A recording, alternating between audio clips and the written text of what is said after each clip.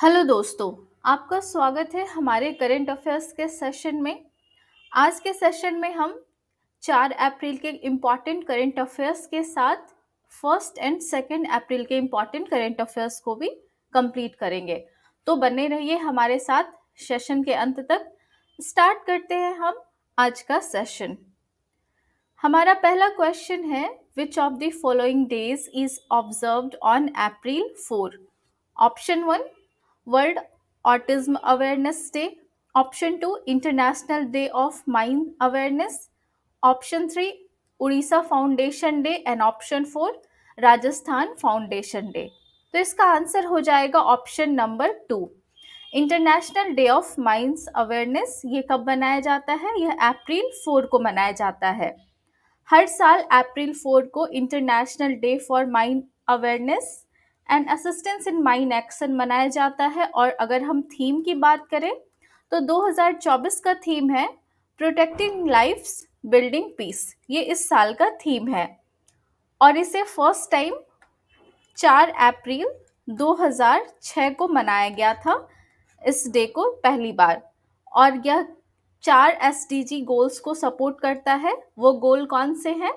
तो वो गोल है sustainable cities and communities, life on land, peace, justice and strong institutions and partnerships for the goals. ये 4 SDG goals को यह support करता है। अगर हम यहाँ पे बाकी के ऑप्शंस पर नज़र डालें तो फर्स्ट ऑप्शन जो है वर्ल्ड ऑटिज्म अवेयरनेस डे, यह कब मनाया जाता है? तो यह हर साल 2 अप्रैल को मनाया जाता है।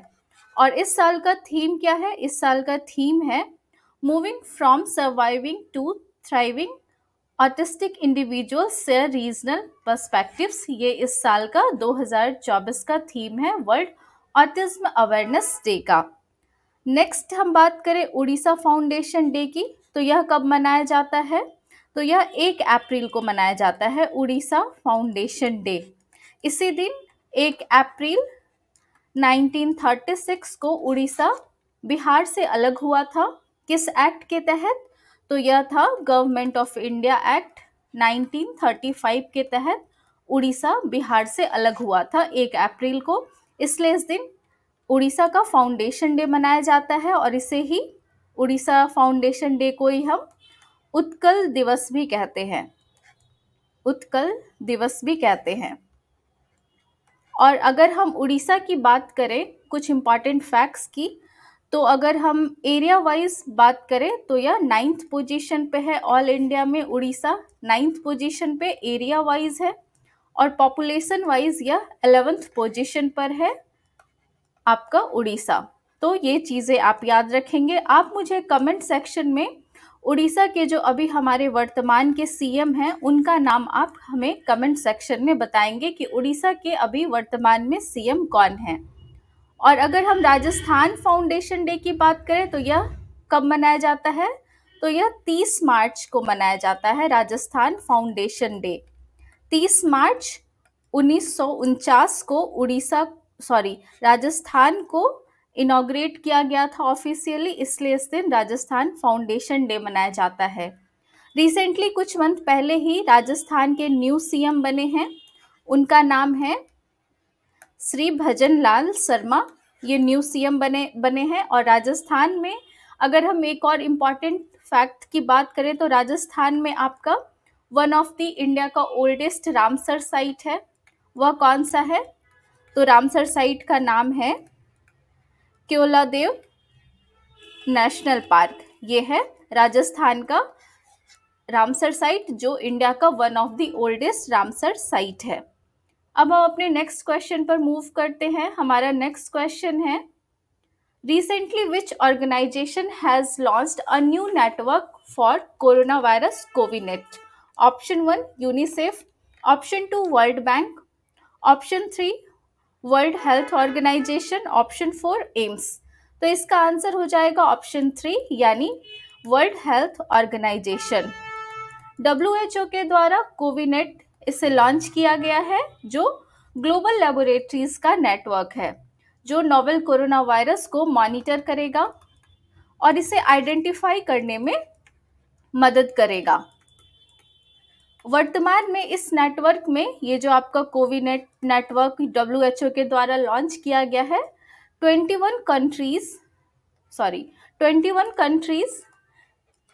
के 36 लेबोरेटरीज इसमें शामिल हैं, जिसमें इंडिया की 3 लेबोरेटरीज को शामिल किया गया है। और वो नेम की अगर हम बात करें इंडिया के कौन से लेबोरेटरीज हैं, तो ये रहे names: council of scientific and industrial research, national environmental engineering research institute CSIR, ये चेन्नई तमिलनाडु का ये लेबोरेटरी है। फिर Indian council of medical research, national institute of virology, Pune Maharashtra, and ये है translational health science and technology institute, Faridabad Haryana. तो ये तीनों नेम आप याद रखेंगे क्योंकि ये तीनों इंपॉर्टेंट हो जाते हैं, क्योंकि ये तीनों जो है 36 लेबोरेटरीज में से ये 3 लेबोरेटरीज इंडिया की है इस CoviNet network, corona virus network laboratories में। तो ये नाम आप याद रखेंगे कि इसे WHO के द्वारा यह नेटवर्क लॉन्च किया गया है और इसमें 21 कंट्रीज के 36 लेबोरेटरीज शामिल हैं, जिसमें इंडिया के ये 3 लेबोरेटरीज के नाम यहाँ पे है, इन्हें आप याद रखेंगे। अब हम अपने नेक्स्ट क्वेश्चन पे मूव करते हैं। नेक्स्ट क्वेश्चन पर मूव करने के पहले एक क्वेश्चन है आपके लिए। मैंने लास्ट सेशन में आपको एक स्कीम के बारे में बताया था और वो जो स्कीम है उसे 1 अप्रैल 2024 से 31 जुलाई 2024 तक इम्प्लीमेंट किया जा रहा है इस स्कीम को। और ये स्कीम कौन सी है, आप मुझे इस स्कीम का नाम बताएंगे। और ये जो स्कीम है इसके बारे में अगर और हिंट की हम बात करें तो ये जो आपका FAME 2 है, faster adoption and manufacturing of electrical vehicles, ये जो FAME 2 है इसका जो एंडिंग डेट है वो 31 मार्च है, यानी 31 मार्च तक ये आपका वैलिड था, ये समाप्त हो रहा है। इसके बाद ही इसके लिए लाया गया है इलेक्ट्रिकल व्हीकल्स के लिए ये न्यू स्कीम, जिसका नाम आपको बताना है। और इसे 2 wheeler and 3 wheeler electrical vehicles के लिए लॉन्च किया गया है न्यू स्कीम को। इसका नाम आप मुझे कमेंट सेक्शन में बताएंगे क्योंकि हम इसे ऑलरेडी पिछले सेशंस में पढ़ चुके हैं। अब हम अपने नेक्स्ट क्वेश्चन पे मूव करते हैं। हमारा नेक्स्ट क्वेश्चन है, who among the following organises military exercise Gagan Shakti? Option 1 Indian air force, option 2 Indian army, option 3 Indian navy and option 4 border security forces. इसका आंसर हो जाएगा option 1 Indian forces. Indian force के द्वारा जनवरी 2024 में 3 मेजर एक्सरसाइजेस को announce किया गया था। वो एक्सरसाइजेस कौन से थे, तो वो थे वायु शक्ति, गगन शक्ति एंड तरंग शक्ति।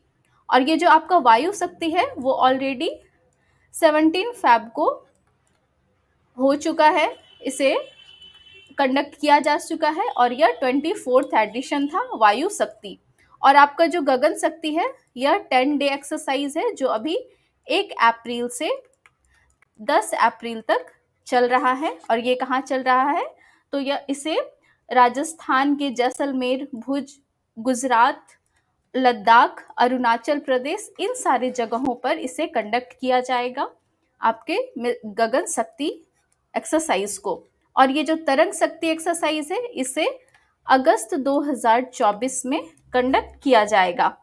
और यह जो आपका तरंग शक्ति है यह फर्स्ट एवर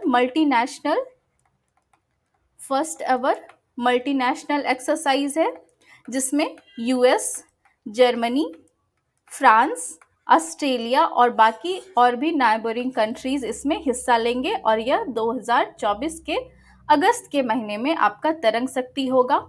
अभी आपका गगन शक्ति कंडक्ट हो रहा है 1 अप्रैल से 10 अप्रैल के बीच, और वायु शक्ति ऑलरेडी आपका 17 फरवरी को कंडक्ट किया जा चुका है एंड तरंग शक्ति आपका अगस्त में कंडक्ट होना है। तो इन चीज़ों को आप याद रखेंगे। इसके साथ अब हम नेक्स्ट अपने क्वेश्चन पे मूव करते हैं। हमारा अगला क्वेश्चन है, who has been appointed as the first women prime minister of DRC?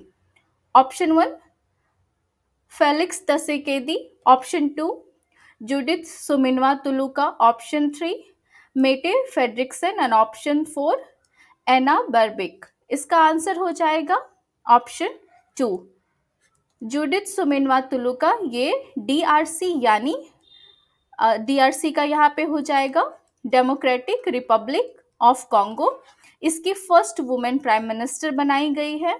और यहाँ पे अगर हम फर्स्ट ऑप्शन की बात करें तो ये फेलिक्स त्सेकेदी, ये जो है DRC यानी डेमोक्रेटिक रिपब्लिक ऑफ कॉन्गो के प्रेसिडेंट हैं। और यहाँ पे अगर हम नेक्स्ट ऑप्शंस की बात करें, थर्ड ऑप्शन ये है मेटे फ्रेडरिक्सन, ये डेनमार्क की प्रेसिडेंट हैं, ये डेनमार्क की प्रेसिडेंट है। और ये जो है एना बेर्बिक, ये सर्बिया की प्रेसिडेंट हैं, सॉरी सर्बिया की PM है, प्राइम मिनिस्टर हैं ये। इसके साथ ही अब हम नेक्स्ट क्वेश्चन देखते हैं। यहाँ पे एक और, अगर हम यहाँ पे प्राइम मिनिस्टर्स की बात कर रहे हैं तो मैंने आपको लास्ट सेशन में बताया था सेनेगल के यंगेस्ट प्राइम मिनिस्टर के बारे में, और मैंने आपको फ्रांस के भी यंगेस्ट प्राइम मिनिस्टर का नाम बताया था। ये दोनों नाम आप मुझे कमेंट सेक्शन में बताएंगे कि आपको इन दोनों पर्सन्स के नाम याद है या नहीं, या फिर आप लोग भूल चुके हैं।